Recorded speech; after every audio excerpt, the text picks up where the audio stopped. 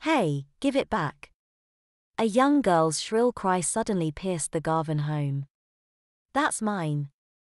Little Tammy Lou Garvin stood defiantly in the upstairs hallway, blocking the path of her dancing and teasing devilish imp of a brother. Her little hands, curled into tight fists, were pressed firmly against her hips and her feet were spread apart and locked straight.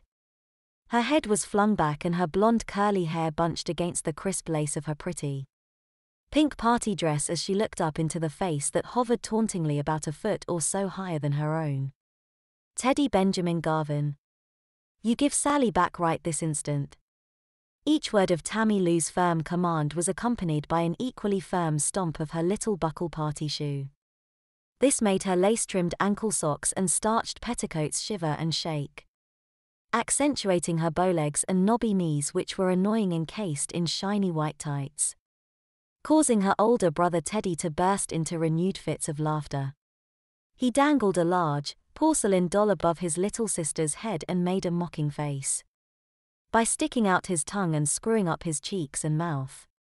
The sight of her precious Sally dress-up doll, hanging precariously by her silken golden hair from her stinky brother's dirty fingers, made Tammy Lou grasp and clutch uselessly at the air.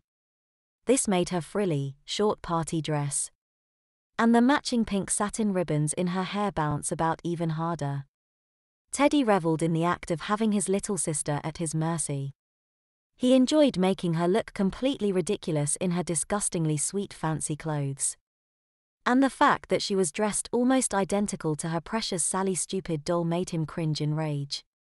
Why did his parents let her act so dumb all the time? It was just so damn irritating.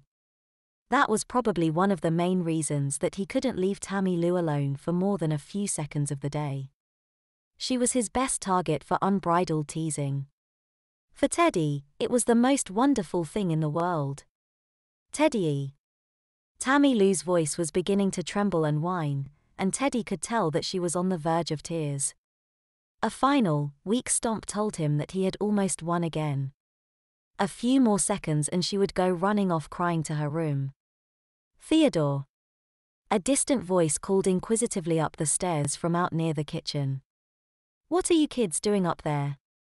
Teddy silently cursed to himself as his fun was quickly squashed by the return of his mother from the store.